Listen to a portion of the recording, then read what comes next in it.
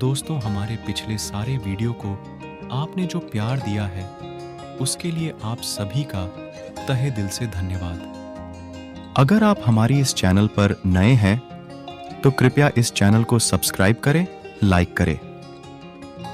स्वागत है आप सभी का एक और नई कहानी में। आज मैं आपको बताऊंगा एक धूर्त, निहायत ही दुष्ट बगुले की कहानी, जिसने अपनी ही भोले भाले दोस्तों के विश्वास का नाजायज फायदा उठाया और अंत में कैसे उसको अपनी इस गद्दारी की भारी कीमत चुकानी पड़ी।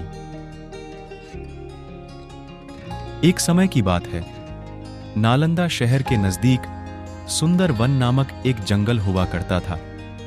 यह जंगल हर तरह के जानवरों के लिए एक स्वर्ग था। यहां पर भोजन की भरमार थी। कई तरह के पशु पक्षी और जानवर यहां पर पाए जाते थे। इसी वन में बीचों बीच एक बहुत बड़ा तालाब था। उस तालाब में वन के सारे प्राणी पानी पीने आते थे। उस तालाब में नाना प्रकार के जीव, पक्षी, मछलियां, कछुए और केकड़े निवास करते थे। पास में ही एक आलसी बगुला रहता था, जिसे परिश्रम करना बिल्कुल अच्छा नहीं लगता था। उसकी आंखें भी कमजोर थीं। मछलियां पकड़ने के लिए तो कड़ी मेहनत करनी पड़ती थी, जो उसे खलती थी।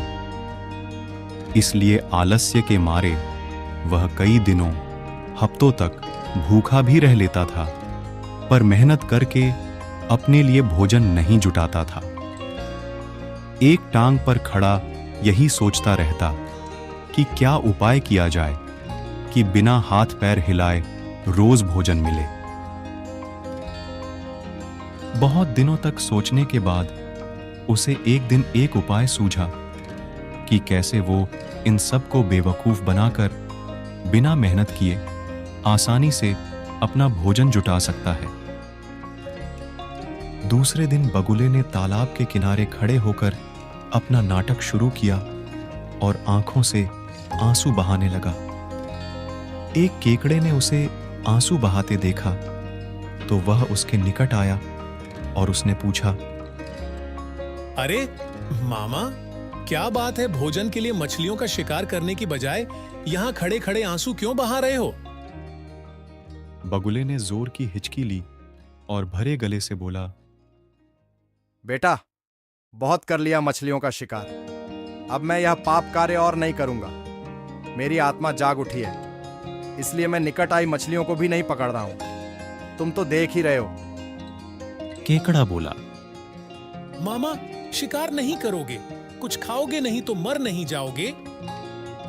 बगुले ने एक और हिचकी ली और दुख भरी आवाज में बोला, ऐसे जीवन का नष्ट होना ही अच्छा है बेटे। वैसे भी हम सबको जल्दी मरना ही है। मुझे मालूम पड़ा है कि शीघ्र ही यहाँ 12 वर्ष लंबा सूखा पड़ेगा।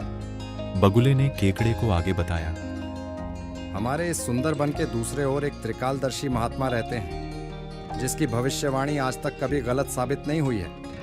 आज सुबह ही मैं उनके दर्शन करने गया तो महात्मा समाधि में लीन बैठे थे। जैसे ही उन्होंने अपनी आंखें खोली तो वो बोले, बेटा, अनर्थ होने वाला है। जिस सुंदर वन के तालाब में आप सब रहते हो वो पूरी तरह से सूखने वाला है। केकड़े ने जाकर सबको बताया कि कैसे बगुले ने बलिदान व भक्ति का मार्ग अपना लिया है और सूखा पड़ने वाला है। उस तालाब के सारे जीव, मछलियां, कछुए, केकड़े व सारस आदि दौड़े दौड़े बगुले के पास मदद मांगने आ गए और बोले, बगुले मामा, तुम तो महाज्ञानी हो। अब तुम ही अपनी अक्ल लड़ाओ और कोई बचने का उपाय बताओ। बगुले ने कुछ सोचकर बताया, यहां से कुछ कोस दूर एक बड़ा जलाशय है, जिसमें पहाड़ी से झरना हमेशा बहकर गिरता ही रहता है। वह कभी भी नहीं सूखता। यदि जलाशय के सब जीव वहां चले जाएं, तो आप सब बच जाएंगे। यह सुनकर सभी चिंता में पड़ गए। उन्होंने बगुले से कहा, अरे मामा, हमें उस जलाशय का रास्ता भी पता नहीं है, और अगर इतनी दूर हम सब चलकर जाएंगे तो पहुंचते पहुंचते ही रास्ते में ही हम सब मर जाएंगे। इस पर बगुले ने कहा, मैं तुम सभी को वहां तक पहुंचने में सहायता करूंगा। मैं तुम्हें एक एक करके अपने पीठ पर बिठाकर वहां तक पहुंचाऊंगा, क्योंकि अब मैंने मेरा सारा शेष जीवन दूसरों की सेवा करने में ही लगाने के फैसला किया है। तालाब के सभी जीवों ने गदगद होकर बगुला मामा की जय के नारे लगाए। अब उस दुष्ट बगुले की तो चांदी हो गई। वह रोज एक जीव को दूसरे जलाशय ले जाने के बहाने अपनी पीठ पर बिठाकर ले जाता और कुछ दूर ले जाकर एक चट्टान के पास जाकर बड़ी ही दुष्टता से उसे उस पर पटक पटक कर मार डालता और खा जाता। कभी मूड हुआ तो वो बगुला 2 फेरे भी लगाता और 2 जीवों को छट कर जाता।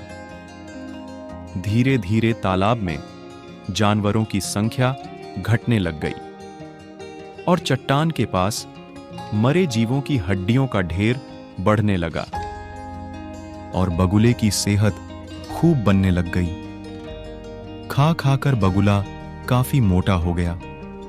उसके मुख पर लाली आ गई और पंख चर्बी के तेज से चमकने लगे। उसे देखकर दूसरे जीव कहते, देखो, दूसरों की सेवा का फल और पुण्य बगुले के शरीर को लग रहा है। बगुला मन ही मन उन सारे जानवरों पर खूब हंसता रहता था।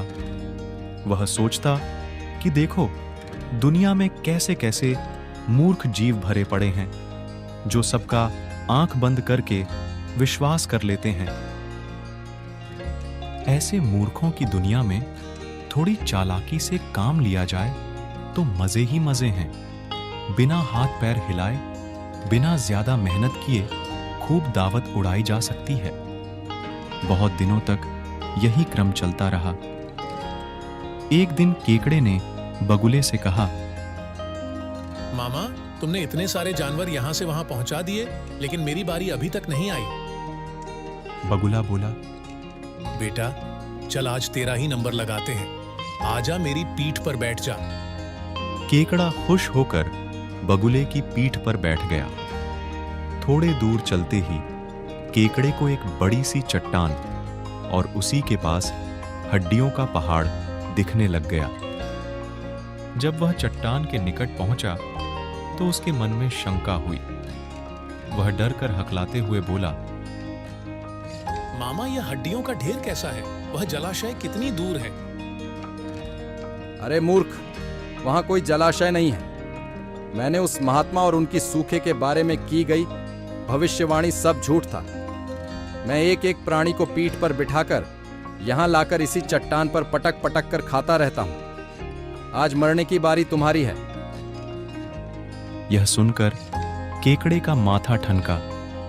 वह डर के मारे कांप उठा, परंतु उसने हिम्मत न हारी और तुरंत अपने पंजों को आगे बढ़ाकर उसने उस दुष्ट बगुले की गर्दन दबा दी और तब तक दबा के रखी जब तक वो मर नहीं गया। फिर बगुले को मारकर केकड़ा तालाब पर वापस लौट आया और सारे जीवों को सच्चाई बता दी कि कैसे दुष्ट बगुला उन्हें धोखा देता रहा।